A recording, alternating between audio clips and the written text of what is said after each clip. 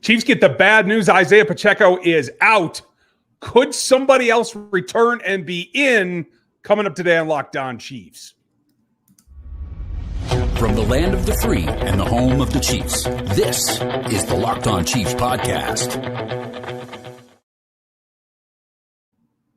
Welcome back, Chiefs Kingdom. We're brought to you today by FanDuel. Get in there, and through September 22nd, so you still got a week here, all FanDuel customers can bet $5 and get a 3-week free trial of NFL Sunday Ticket from YouTube and YouTube TV. Just go to FanDuel.com and get started.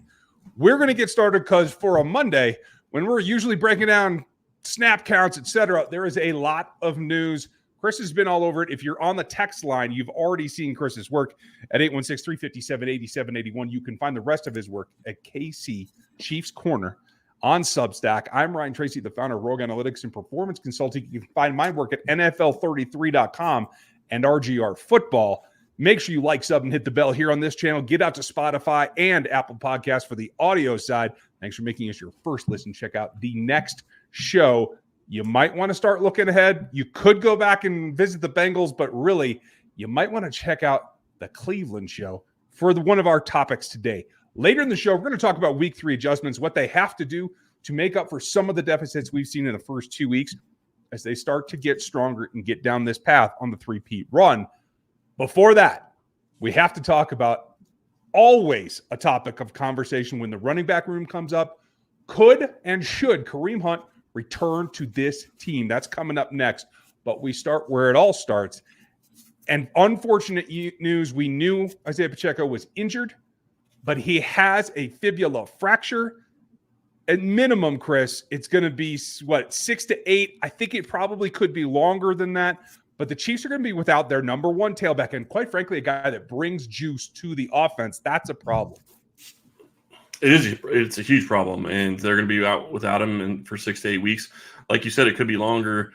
The reality is I think when I first saw this injury, people were saying it could be 12 weeks. So that would basically put it in December. At this point, they're reporting 6 to 8 weeks, which if he goes 8 weeks would put him back against the Buffalo Bills. That would be a huge return for this offense, getting him back for that game. But obviously don't want to count the chickens before they're hatched. The big question is going to be when it gets repaired and when they get in there and they see what the problem is and how bad the fracture is. That's going to give us an idea as to actually how long this injury is going to be. So we're saying 6 to 8 weeks right now because that's what we're hearing. It could be longer. We don't know the full extent of the injury until the doctor does the surgery, and we'll get more of a timeline on that once that gets done. And with any fibular fracture, you always have to find out where in the bone that it is. Is it up near the knee, which generally can be set, but requires a little bit more calcification to really get stable? Could it be at the bottom where it ties in back to the tibia and to the ankle joint? That's got a lot of other I shouldn't even use that word. It's got a lot more problems that can happen. I'm trying to be positive here, but ligament damage, all kinds of things around that area of the bone. So until we know, we're not going to know. We're going to have these generalities that we get through the press. And the reality is based on the way he was bent backwards, it's not surprising. And it seemed like everything that we heard last night was more of an ankle. So I would expect it's more of a ankle type injury. I'm not saying it's an ankle specifically, but more around the ankle, I guess, is what I would say. The surprising thing to me, and don't take anything from this other than he was celebrating after the game, walking on the field, that was kind of surprising. He was able to walk off the field, kind of surprising how that works. But, adrenaline is going to get you to be able to do a lot of different things as well. So we'll see how that ends up. But it does sound like they're going to be without him for at least 2 months, more than likely. Yeah. Andy Reid made the announcement today, and his comment at the time was very succinct that we're going to go with the guys that we have. So that tells you a couple of things. B, Samaje Perine's third down back role is going to be consistent. He will be the third down back. You saw Carson Steele get carries. He was in on some third downs last week. I expect that to change. He's going to be the primary back on first and second down, and I think they'll bring Perine in as more of an actual role change rather than just trying to platoon it or going with flow of the game call. I do think they will have more specified roles going forward. I'm comfortable with it. I like what I saw from Carson. He's running not quite as good as I expect, but I think he will grow into that. He's going to get a lot more carries. And for the longevity of this roster, having a second back that when Pacheco comes back in week 10 or 12 or whatever it is, to have another back that has grown into that role to supplement him where they can be a real 1-2 punch while you try not to overload Pacheco. I really like the concept of that going forward. Well, and I would argue that it's maybe his first couple of weeks back, you still have Carson Steele be your starter as long as he's playing respectably enough. And that's not a shot at Pacheco. It's the reality of you don't want to throw him out there and have him, not be 100% ready for the workload that you're going to want him to have. Pacheco does so many different things for this team. He has grown from just being a hard runner and a guy that's, pounding his feet into the ground, running the ball, to being a guy that can catch the ball out of the backfield and do so many different things for this team. His pass protection has gotten so much better. This is a very big loss for Kansas City. But my entire point is you don't want to get him going from, maybe no snaps at all for, 8 weeks. Let's just say he comes back against the Bills to putting him out there for 40 or 50 snaps against the Bills. So to me, it makes a lot of sense if Carson Steele is able to get going and at least do something and be productive, then you go to a situation where Carson Steele is still probably getting 30 or 40 snaps a game for the first game back for Pacheco. And maybe you bring that back down and let Pacheco ramp up into getting, 30, 40 snaps after, being out for almost 3 months. I mean, you don't have to have him come back 100% go from the start. And I think that's the best way to work him in, and that's the best way to take care of him, because the other side of the reality is he's going to be out of shape just because he's not going to be able to do the things that he can normally do right now. And you want to get him back in, and you want to be able to have him for the playoffs and for a Super Bowl run. Yeah, absolutely. Now, the other options when Andy says going with your own guys, Clyde Edwards-Helaire is able to come back in a few weeks. He's not able now. He's not part of the equation at this point. Keontae Ingram and Amani Bailey are. We could just see them roll with the two backs in Carson and Samaje and just do elevations on game days if that's how they choose to go. That is a certain possibility. But later in the day, another option came out. They're going to have Kareem Hunt in for a visit. We're going to tell you all about that and him coming up next. When you're hiring for a small business, you want to find the quality professionals with the right fit for the right role. That's why you have to check out LinkedIn Jobs. It has the tools to help you find the right professionals for your team. I'm always looking at LinkedIn. It isn't just a job board. LinkedIn helps you find professionals you can't find anywhere else. Even those who aren't actively looking or searching for a new job might be open to the perfect role. In a given month, over 70% of LinkedIn users don't visit other leading job sites. So if you're not looking on LinkedIn, you're looking in the wrong place. On LinkedIn, 86% of small businesses get qualified candidates within 24 hours. Hire professionals like a professional on LinkedIn. It goes down the easiest way to post your job for free is on LinkedIn.com/LockedOnNFL. That's LinkedIn.com/LockedOnNFL to post your job for free. Terms and conditions do apply. Getting your tickets to Arrowhead just got easier. Whether you're looking for that week 1 against the Ravens, week 2 against the Bengals, or even week 5 when they come back in October for the New Orleans Saints, they have a new feature at Game Time called Game Time Picks. And it takes all the guesswork out of getting your tickets. It makes it easier to filter out the fluff and get the incredible deals on seats that you don't want to waste time searching for through those thousands of tickets.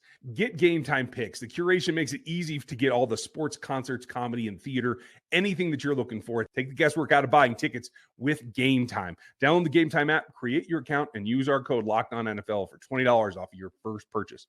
Terms do apply, but again, create the account, use our code LOCKEDONNFL, and you'll get $20 off of your first ticket purchase at Game Time. It's last-minute tickets. It is lowest prices, and it's always guaranteed. Now, if you're somebody that's excited about the prospects of old friends returning, this is the day for you. A long debated concept was the idea of Kareem Hunt coming back to this team.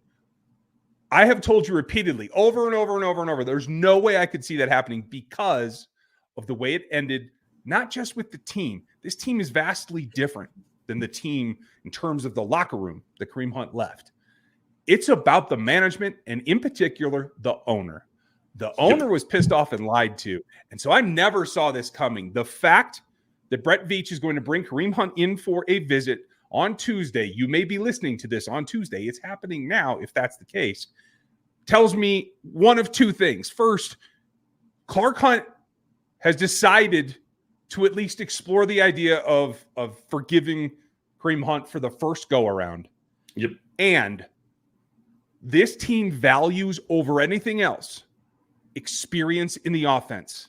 And yes, it was short-lived, and yes, it was quite a while ago. There has been a lot of evolution in the offense since then.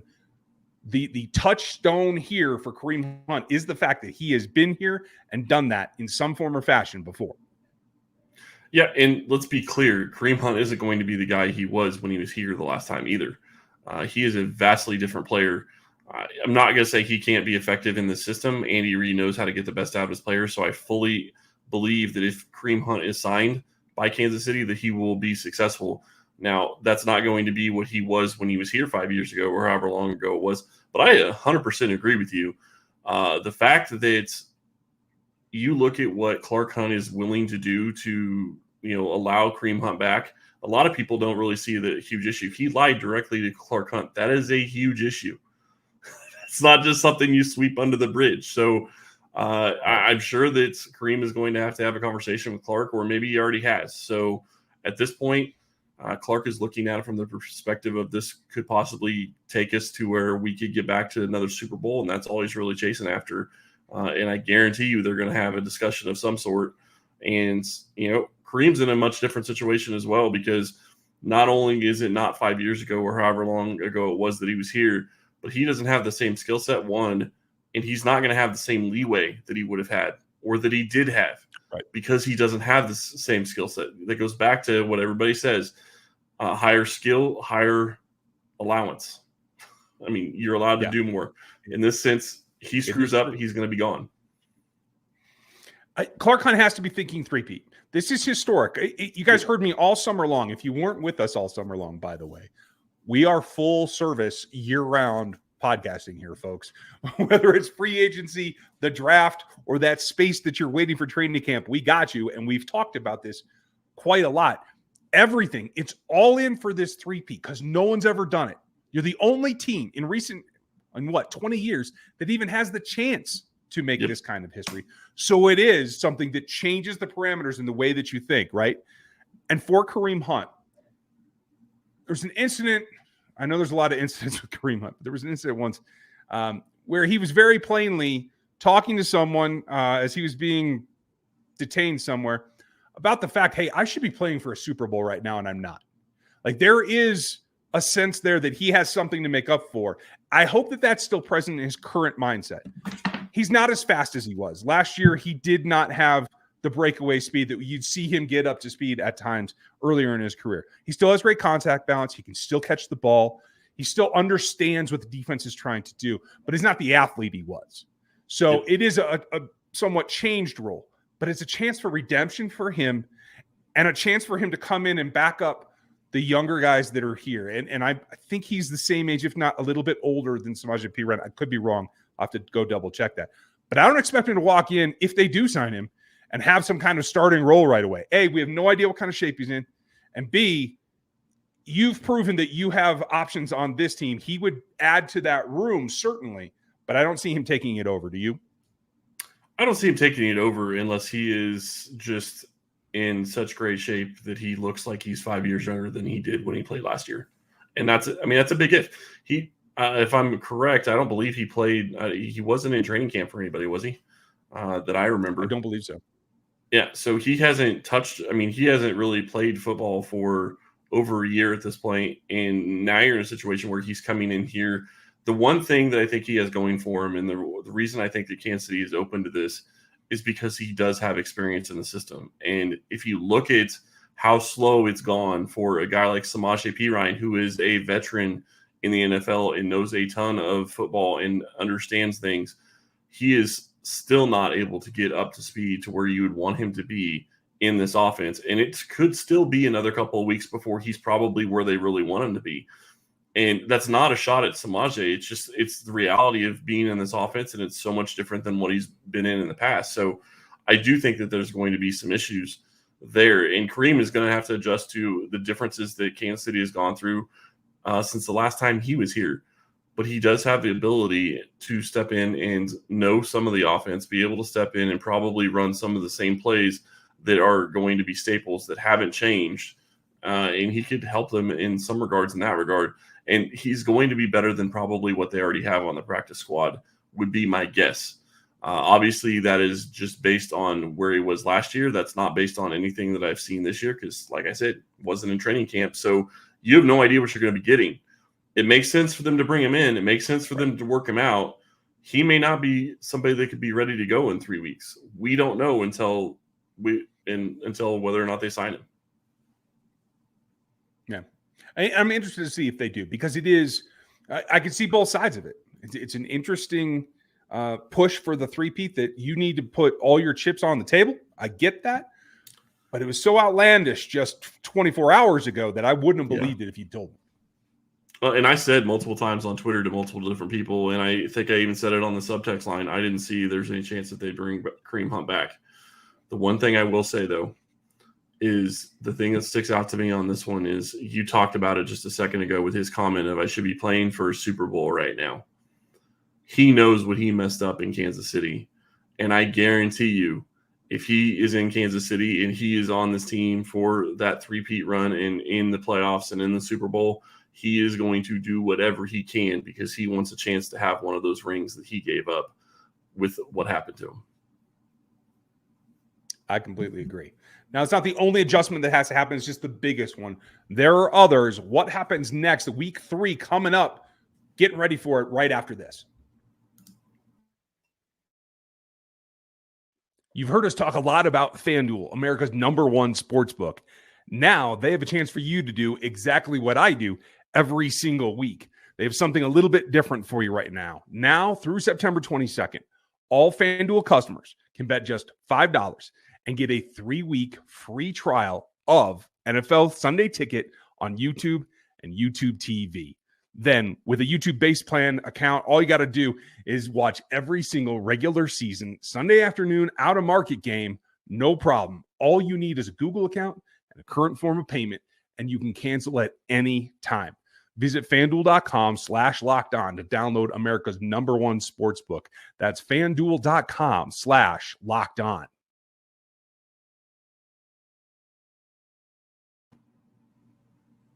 Folks, make sure that you check out the Locked On NFL Today show because it is a double dose 2 times a day with Tyler and Tony getting you ready for your NFL needs every single day here on the Locked On Podcast Network. Shout out to our locos and everybody over on the text line at 816-357-8781. Thanks for being with us. Make sure you like and sub and hit that bell right now on this channel here as we talk, because there's a lot that has to come down. And as we record this, the Atlanta Falcons, Week 3 opponent, has not taken the field for their second game yet. That is Monday Night Football that is coming up here in a bit. So we don't have a lot that we can specify towards that yet. We'll have that later in the week for you with Matt, with the crossover, and definitely with our game preview. But a couple of things that stand out just from the snap counts, the performances, going a little bit deeper than what we had on our notes. One is there is still a problem at the linebacker level. The best graded coverage linebacker in week 2 was Leo Chenal. Got to get better at that. Drew Tranquil not getting it done right now. I do feel like Drew is doing what he needed to do to be better in the run game and be a better all-around linebacker, but I do think he has slowed down just enough from what he was last year where I felt he was perfectly good in coverage. Now he needs to get that back a little bit. I think that'll take a little bit of time, but we'll get there. But the linebacker level in particular, I think, is still something they're going to get targeted on, especially when you have somebody like Pitts, unless something happens to him tonight. Is that your bigger concern on the defensive side right now? I think it has to be. You look at what they've gone up against tight ends, and what was it, 130 yards for the tight ends against the Bengals, and something similar against the Ravens. There's just, I mean, that's all Joe Burrow basically threw to. Jamar Chase wasn't really a target. most of the game yesterday, and it's because the tight ends were killing Kansas City. So that's something that they got to get figured out. I don't know what their answer is going to be there, because you're right, it's the linebacker level that's going to be the issue. Maybe you have to start going to more of a 3 or 4 safety set and taking your linebackers off and playing your safeties on the tight ends to try to go after them that way, and change something up, because it's not working what they're doing right now. And I don't know how they're going to get past it, because I was thinking that Tranquil is going to be better than he is this year, but you're right, he's slowed down a little bit, and it's showing on film. So the question is, how do you address it? How do you change something mid-season? They've never been great against the tight ends. That's one of the things that I would say that has never been shocking. Kansas City's always struggled against the tight end. So for them to struggle this bad is not good, but it's not shocking to me either. I agree. He can't be completely out of the left field, but I will say that there's an answer on this team, and his name's Jaden Hicks. We're going to get more of him as the season goes on. Believe me, folks, they're going to pepper him in. But I think that will be one adjustment. The other is that they have to get better quality pressure. Chris Jones got 7 pressures yesterday, one more than he did week 1. Obviously, he did get home and he hit the quarterback a couple of times. But there was a fall off otherwise. I thought Mike Dana and George Karlaftis put in good work, but it didn't necessarily pay off as much as you had wanted it to. Derek Notty's not 100%. For those of you that are looking for some push up the middle, it ain't coming from Derek Notty. I don't think he's going to be absolutely right until maybe mid-season. And that's if he's able to recover week by week by week. Felix Anudike-Uzomah got a decent grade in his pass rush, but only got 7 opportunities. So still coming along there. They have to find a way to not put all the pressure on the DBs having to do the pressure. Yeah, and that's hard, because I'm sitting here looking at the pressure rates. Justin Reed got 50% pressure on his. Chris Jones, 33% is the highest as a defensive lineman, and 12 pass rush snaps. I mean, that's you're not in good company at that point. You need to get somebody that's going to get a little bit more pressure. Tershawn Wharton had the huge play, had the fumble, had the knockout. Obviously, Chamari Connor had the fumble recovery, but even more important, the blitz. Lined up fantastic as a safety, looked like he was going to double Jamar and blitzed and got home. That was a great blitz and a great design by Spagnuolo, but they got to figure something out. And this is kind of what we talked about a little bit earlier on in the offseason. Is I didn't think that they did enough at the defensive end position. I didn't think that they did enough to keep pass rush. And right now, this is the scenario. This is why, and I know people aren't going to want to hear it, but this is why I was asking about Hassan Reddick last week. They don't have the pass rush they need. Are they going to be able to find it on the team? I don't know at this point, and you have to figure it out, because if you don't, you're going to get eaten alive. And luckily for Kansas City, it looks like Jalen Watson is going to be somebody that's going to be very good in pass coverage this year and maybe taking a step forward from what we've seen so far. And obviously you have Trent McDuffie, who played really well against Jamar Chase, and the rest of the Bengals. I think he was only targeted once in that 4-yard completion that Chase ended up taking back for a 15-yard penalty. Thank you, sir. You have to get better at pass rush, or your corners are going to get in trouble. And the bigger issue for the Chiefs isn't really the corners. It's that they're getting thrown on at the tight end position, and they're going to be facing good tight ends just about every single week. The Chargers don't have one maybe in week 4. The Saints, I guess, maybe don't have one in week 5, but you're going up against Kyle Pitts next week, and I guarantee you Kyle Pitts is going to have a game on them if he is healthy and active, and regardless of who their QB is, if it's Cousins or if it's Penix. He's going to be heavily involved in the game plan. I think you're going to see some adjustments on Steve Spagnuolo. We'll see whether it's personnel or scheme, but there'll be some clouds out there that I think he has to run through. On the opposite side of the ball, your quarterback's got to stop making mistakes. He doesn't have to do it all. I think he'll get that under control. He knows that. The big thing is, how does Kingsley Suamataia bounce back? He will face Michael Judon all day long. At this point, he has put in a performance that is going to pull the attraction of not only the best single pass rusher on any given team, but mostly of the defensive coordinators. He will get double looks at times. How does he respond? They have to chip more. They have to give him tight end support. We called for this last week, and you saw the result. It didn't work very well. they will remedy that. They have to in order to keep Mahomes upright in order to go attack the next game. I think that's very clear. Do you disagree in any way? I don't necessarily disagree, but I'm curious. Do you really think that it's going to be Kingsley?